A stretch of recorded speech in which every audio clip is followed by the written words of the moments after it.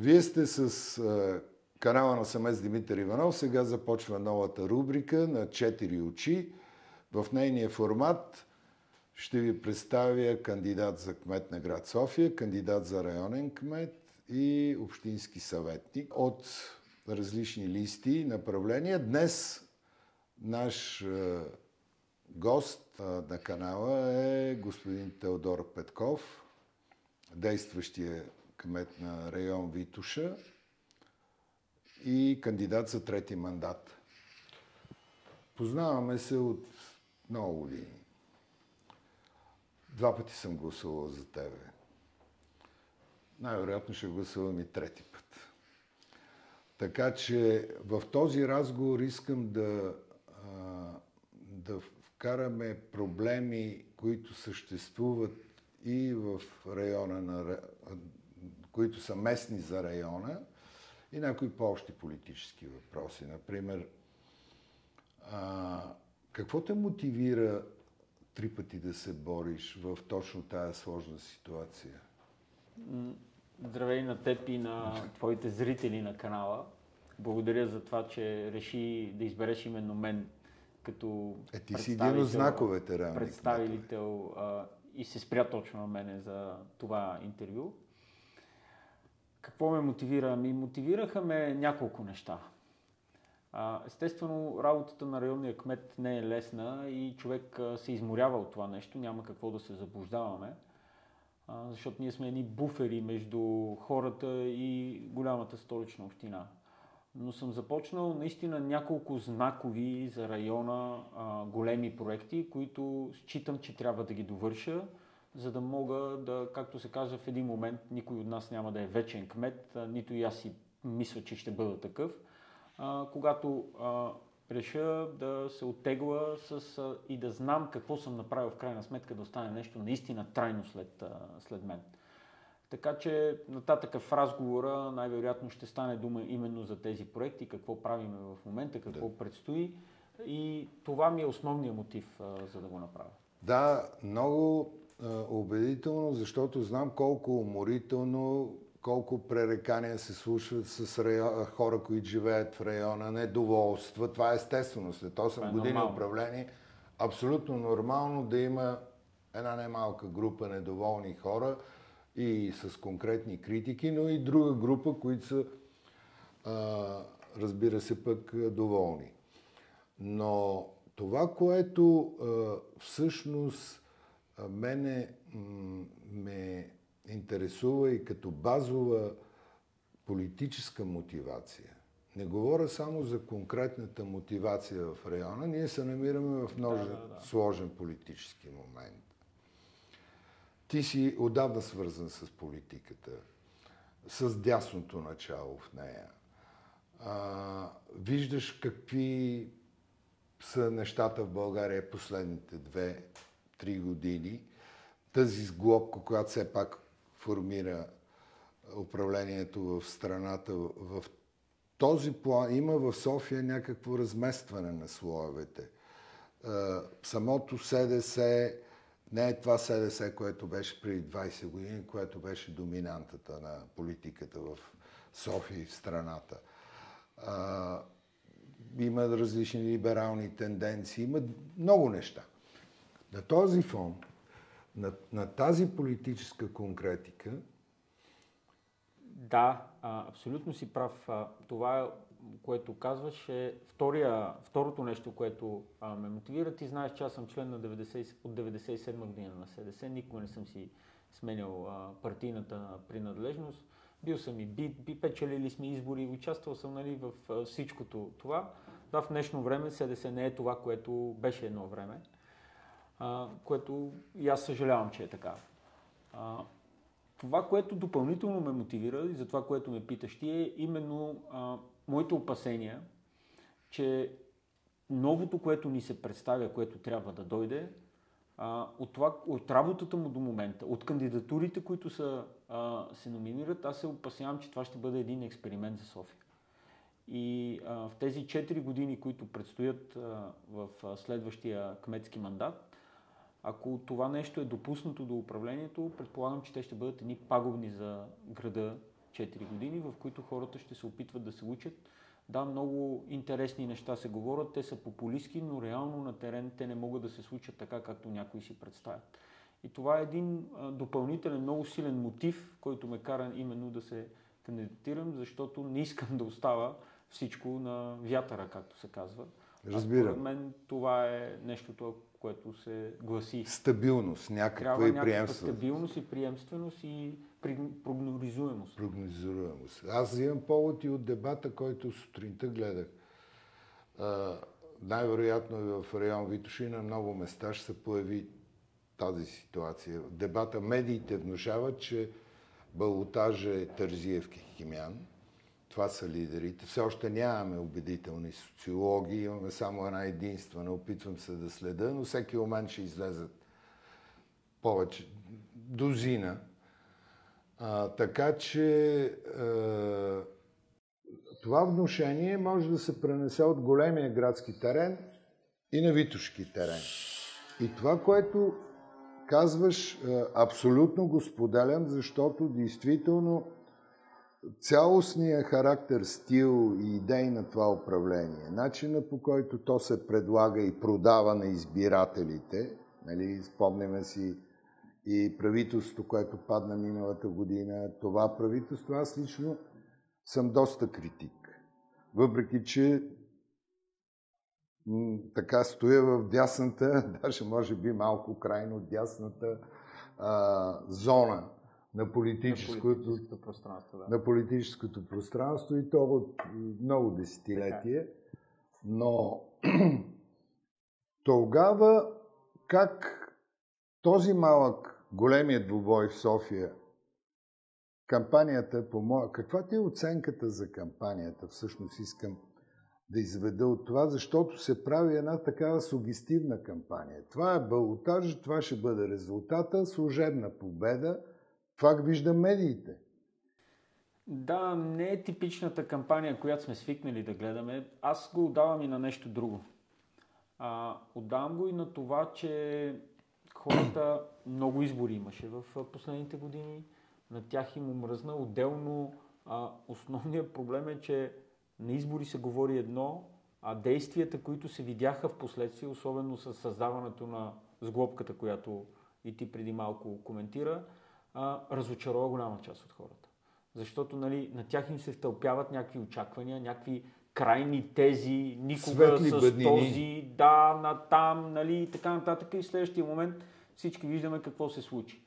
И това според мен някакси разочарова, демотивира хората. Те са уморени от толкова много избори в последните години. Ние правихме 5 парламентарни избора в рамките на 2 години. Нещо, което никога не се е случвало. А резултата никой не го не въодушеви никого. Да. Не въодушеви. Имаше пикове на някакви партии, които веднага след това залязаха. Нали? И това нещо, според мен, много така демотивира хората. Като говорим за всички тези неща, аз съм далече от мисълта, че предишното управление, от което част съм и аз, е било безгрешно. В никакъв случай. Това не е било безгрешно управление и правени са грешки. И аз съм най-вероятно правил грешки, не се считам за... Със сигурност, да. Нали? Но в крайна сметка, пак казвам за мотивацията. Но общо взето на нас ни е ясен пътя, по който трябва да се върви и начина, по който това нещо трябва да стане. Така че това е част от този разговор. Това е и тезата, която виждам, че ГЕРБ-СДС иска да внуши в София и в страната. Да, ние сме грешили, но понеже сме работили много, който работи, той греши и имаме данни, разбирам го и в това има някакъв резон. Разбира се, тук ние не правиме предизборно студио или някакъв дебат и внушение, един приятелски разговор. Тая теза с ремонт на ремонта, непрекъснато, говорят се за 3 обекта, ама те в София 3 обекта ли са направени за последните толкова години? Аз искам и нещо друго да си поговорим, освен за тези, които спомена важните проекти в община Витоша и малко концептуално. Защото ти действително си опитен общинар и така опитен политик. Поне така аз те възприемам. И имаш визия не само за района, за цяла София и страната, както стане. Моята представа е, че независимо, че район Витоша е най-луксозния, най-скъпите терени иска, той се опрял в планината вече пъпли нагоре по любимата ни Витоша. Не е ли развитието на София като град на север, където има много поляни, има прекрасни южни склонове на Стара планина, и за да направим още една модерна София, не в рамките на няколко години, говоря за 10-15, но да започне тази посока. Логичното развитие на София би трябвало именно да бъде в северната част на южния склон на Стара планина, а не на северния на Витоша. Но такава е модата, такава е тенденцията и по естествен път някак си се върви в тази посока. Ето това и на кандидатите за кметове и съветници ще го поставя, защото това е визионерството в София. Защото хората отиват, плащат големите цени, да оставяме парите. Спечелили си пари, имат право да си купат скъпи къщи. Всеки може да си избере къде иска. И може да си избере. Но когато има визия града да предложи нещо друго и друга посока, съм сигурен, че хиляди... Но, значи, близостта на тези южни квартали реално до центъра, връзката през булевард България, Черни връх, Симеоновско шосе дава много бърза алтернатива за влизане в града. Северната част на София е по-далече от защото не са построени такива магистрали. Не е вързана. Но това е един плюс, за да тръгне и общината да насочи да се върви в северната посока. Сега е момента да изгради всичката инфраструктура. Когато не е застроено. Когато все още не е развито и не е застроено. Правиш инфраструктурата, канали, водопроводи, ток, пътища и след това по естествен път те нещата ще си тръгнат от само себе си, както се казва. Абсолютно съм съгласен, но това е въпрос на голямо градско визионерство. За разлика от това, какво се получи на юг. Точно Ние с инфраструктурата, която няма, се бучкахме, както се казва, още допълнително в цялата тази история. И дойдоха много хора. И сега е много трудно вече да правиш нещо. Знам, канализацията, Драгалевци. Сега започваме след 10 на дни канализацията, да довършим канализацията и в Симеоново. И естествено, сега в момента това създава огромен дискомфорт и неудобство на живущите в тези квартали, въпреки че самите те са го искали от 70 години, както се казва. Те се борят половин век, обаче... И сега, когато стигнахме да го правим именно почват недоволствата. Това са много сложни, скъпи инфраструктурни проекти, които са свързани с този дискомфорт. За това подметнах тази теза, защото именно човек на севера, който, на юга, който гледа интересите на района да е скъп и да е луксозен, говори много правилно и много градоустройствено за целия град. А не само това е нашия район, това е нашето село, това е нашата махла, всичко друго. Така че там може да се направи още една втора София, чудесна. Определено. Но това иска визионерство, което след 10-20 години младите хора, които сега са много напористи, които какво ли не обещават, защото те могат да обещават, но аз се го виждам това визионерство, нито в Терзиев, нито в Хикея. Млади, енергични, красиви, чудни. Обаче града София има нужда от това. Да се развие нещо. От голямото. Такова, наистина то трябва работа години напред. Хората много лесно им се струва, сега ще построим градини и ще направим канализации. Това не става от днес за утре. Има тежки градоустройствени процедури, които изискват обикновено няколко години. Отчуждителни процедури, които също могат да минат. Имаме случаи по 5-6 години отчуждаване на един имот. Ти можеш да си най-готиния, да имаш финансиране, да обещаваш какво ли не, обаче страхотни проекти, но... обаче когато не си създал условията, за да се случи този проект, всичко това ще остане едно добро пожелание и хората ще викат, ти го обещаваш, ама то не може да се случи и не се случва. По съвсем други причини, които те не могат да видят. А относно пъпленето към планината, хората трябва да бъдат спокойни. Общия устройствен план е дал линията, по която може да се застроява. Да, именно поради интереса, който се появи в последните години, се появиха някакви постройки, които са над тези, които са съществували до момента. Но общия устройствен план е разковничето. Той е дал възможността... Това е закона. Това е закона от 2007 година. Той е дал възможността докъде може да се строи. Никой не може да построи и една, както се казва, тоалетна над тази линия. И не си е и позволял и не е искал, поне при нас в администрацията. И затова хората си мислят, че той едва ли не някой напада планината. Да. Не, линията съществува от 2007. А какво да направиме тая любима наша Витоша, да могат всички софиянци и от центъра, и от север, и от изток да ходиме? Не може ли вие като пазители на планината, район Витоша, който е, между другото, четвъртия по население и може би най-големия по територията в София или поне един от най-големите? Четвъртия и по големина, защото по-големи са районите, в които са само от села. Панчарево, Кремиковци и Нови. Но той е най-луксозния, най-баровския, четвърти по големина район, много голям. Как тази планина да овладееме? Къде са лифтовете, княжеските, други съоръжения? Не може ли района някакси да помогне, защото всички идват, стават кметове и казват: Витоша, прекрасна перла, нали, приказки.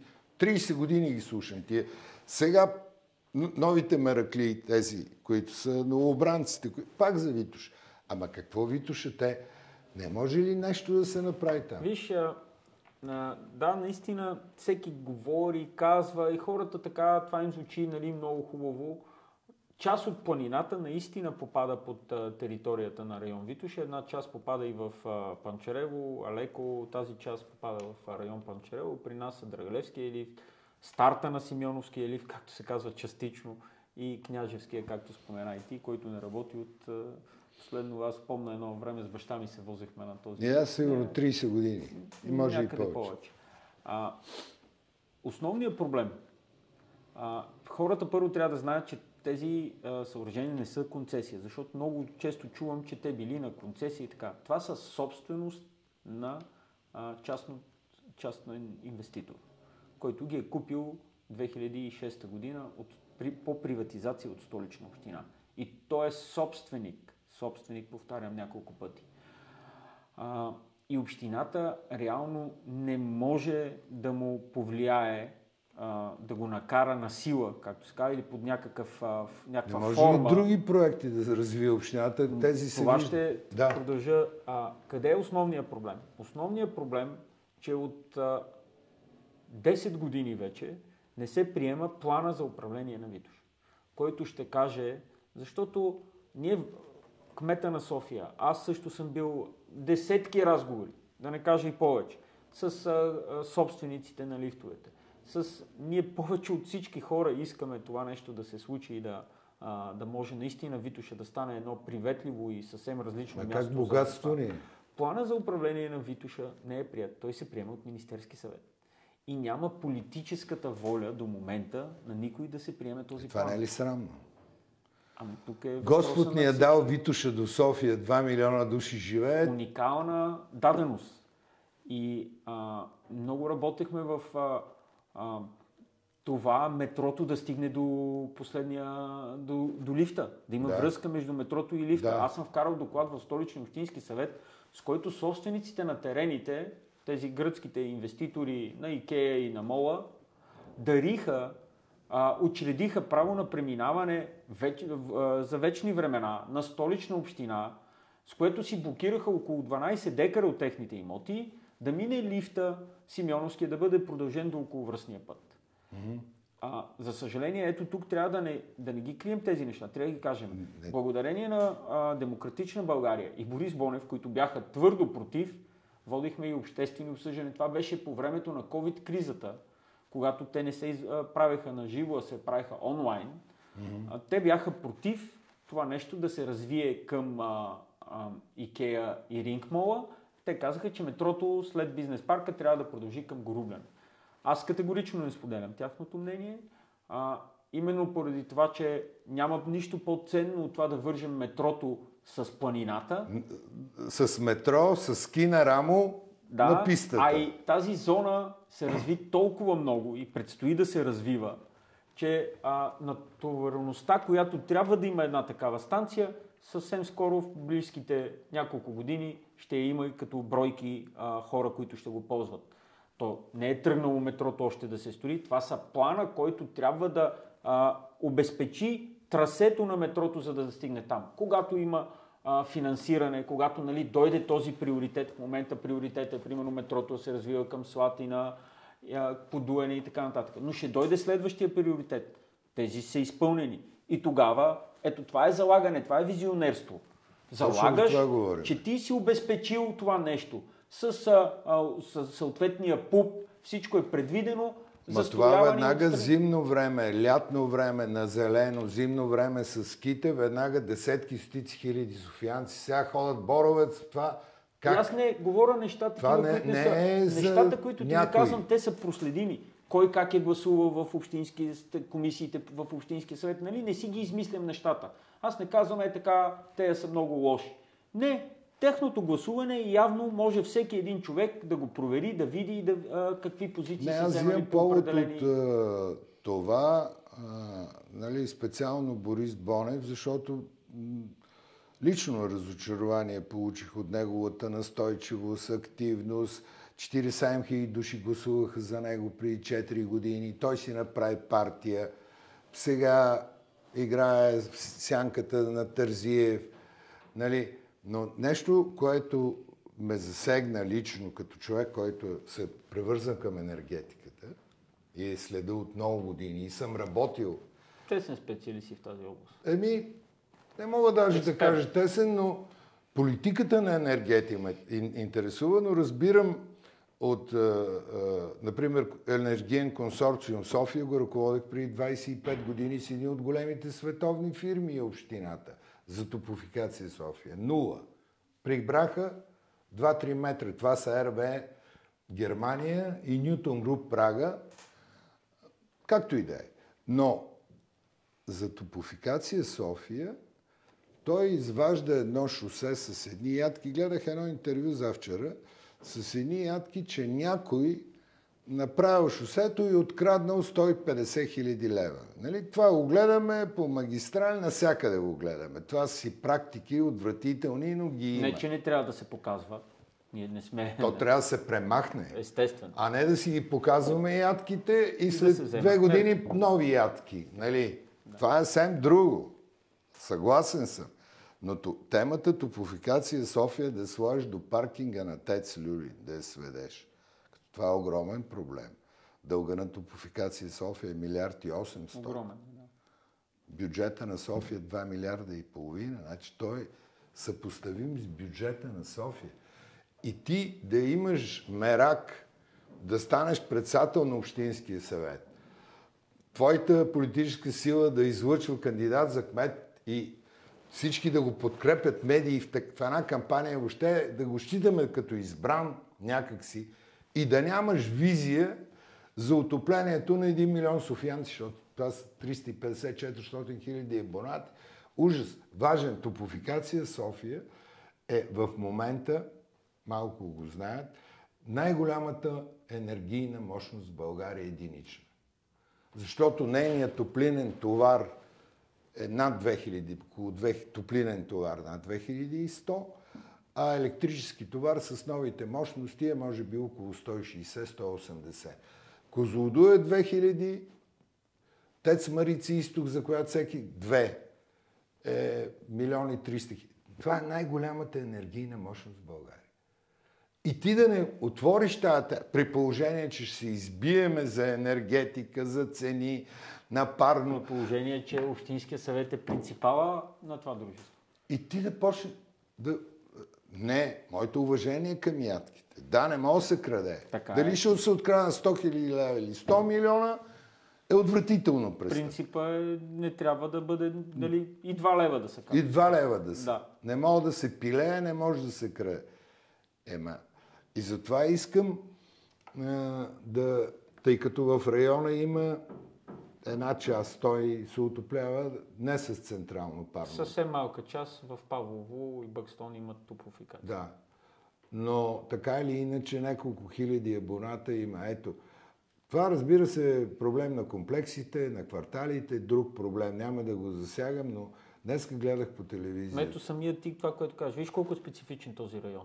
Той дори има част от него, която е с централното поподаване. Да. И отделно всичките тези квартали, които няма и да имат. И да имат. И села, и какво ли не. Газоснабдяване или твърдо гориво или ток. Това е. Твърдото гориво е според мен на отмиране, както То се на казва. отмиране, но все още се... Намира се, да. Да, особено това е пък другия проект в зелената сделка. Тая конверсия от твърдо гориво на ток. На ток, да. Подмяната на отоплително. Ама тока е скъп и малко.